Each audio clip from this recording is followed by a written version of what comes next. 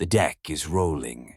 Not swaying, rolling. Concrete and steel, the suspended roadway corkscrewing through space like something alive. A sedan sits motionless in the middle of the undulating surface, abandoned. Inside, a cocker spaniel named Tubby paces the back seat, alone. The time is late morning on November 7th, 1940. The bridge has been open since July 1st. The wind is 42 miles per hour. At about 11:02, the first span will fall. By about 11:10, the collapse will be over. The footage you've probably seen, the famous footage shown in physics classrooms for decades, was shot at 16 frames per second, but often played back at 24, making the bridge appear to thrash 50% faster than it actually did. Which means even the film was subtly wrong about what happened. And so was your textbook. On July 1st, 1940, the Tacoma Narrows Bridge opened to traffic across Puget Sound in Washington state, linking the Kitsap Peninsula to the mainland. It was a suspension bridge, and it was breathtaking.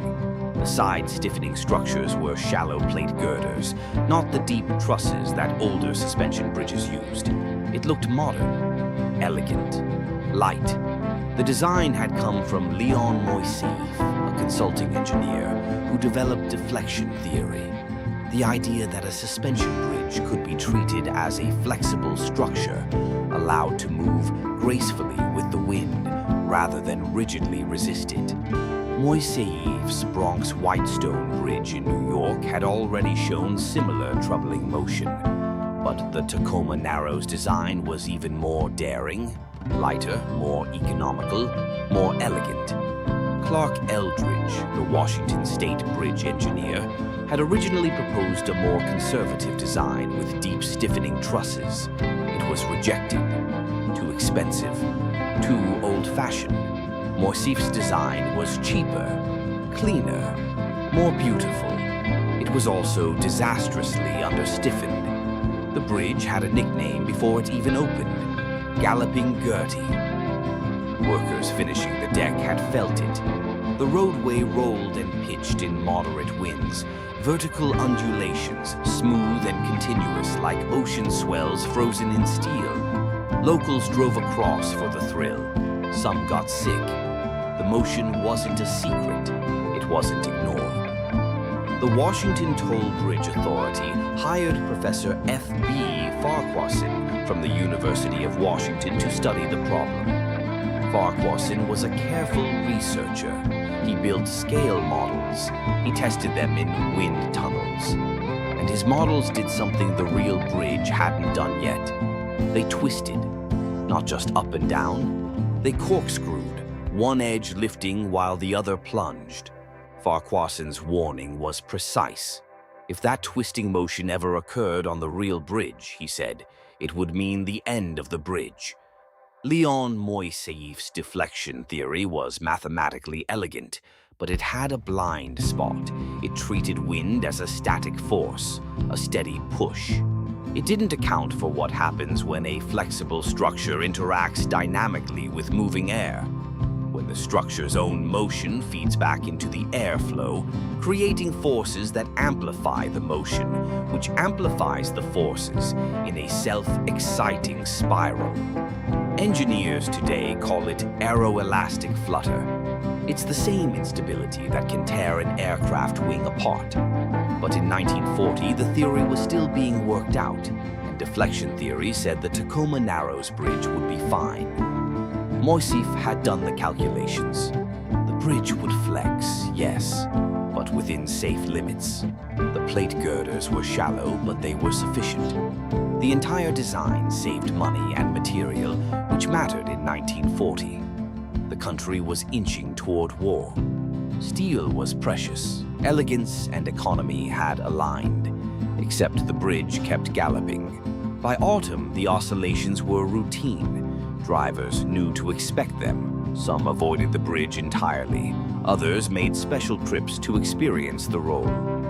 Kenneth Arkin, chairman of the Toll Bridge Authority, watched the revenue and the motion with equal concern. Farquharson kept filming, kept testing models, kept collecting data. Farquharson's wind tunnel studies concluded on November 2nd, 5 days before the collapse. He proposed 2 fixes: holes drilled through the girders or aerodynamic deflector vanes along the deck. The deflectors were chosen. That morning, state authorities were drafting the contract while Clark Eldridge prepared the sketches and priced the steel. 10 days of installation would have given the bridge significant stability, and both men felt optimistic. That morning, the wind was steady from the southwest, measured at 42 miles per hour near the East Tower. Not exceptional, not a storm. Moderate wind, well within the range the bridge had already survived dozens of times. Eldridge drove across early that morning. The bridge was rolling, but no more than usual. He made it across. Farquharson arrived later with his camera. He walked out onto the deck to film. At first, the motion was the familiar vertical wave. Then, sometime after 10 o'clock, it changed. The bridge began to twist. This was what Farquharson's models had predicted. The twist started gradually, then grew into a corkscrew motion, one edge lifting while the other fell. The deck wasn't just moving, it was writhing. Farquharson kept filming. He had predicted this. Now he was watching it happen. At some point, Leonard Coatsworth, an editor at the Tacoma News Tribune, tried to drive across. His car stalled in the twisting chaos. He abandoned it and crawled along the heaving deck toward the tower, clinging to the curb. His dog, Tubby, stayed in the car. Coatsworth made it off the bridge. Tubby did not. By 11 o'clock, the twisting had been going on for nearly an hour. Then the deck began to break apart. Around 11:02 in the morning, the first span fell. Once the structure began to let go, the deck twisted downward into Puget Sound. Concrete shattered, steel buckled, segments of the bridge tumbled into the water. Barney Elliott and Harbine Monroe, co-owners of the camera shop in Tacoma, were filming from the shore on 16mm Kodachrome. They captured the collapse in color. Farquharson kept filming as well, recording the final moments from the bridge area. By 11:10, it was over. The center span was gone. The only fatality was Tubby. The film that Elliott and Monroe shot was sold to Paramount for newsreels. Prints circulated. Copies were made, often transferred to different projection speeds. Much of the footage you've seen runs at 24 frames per second. The original was 16. That means the bridge appears to move half again as fast as it actually did. Even the most famous evidence is distorted. Within months, the explanation appeared in textbooks. Resonance. The wind, they said, had matched the bridge's natural frequency, driving it into oscillation the way a rhythmic push amplifies a child's swing. Soldiers marching in step can shatter a bridge. A soprano's high note can shatter a wine glass. The Tacoma Narrows Bridge, the textbooks said, was driven to destruction by resonance. It was a tidy explanation. It fit undergraduate physics. It used concepts students already understood. And it was completely wrong. The bridge did not collapse because the wind matched a natural frequency.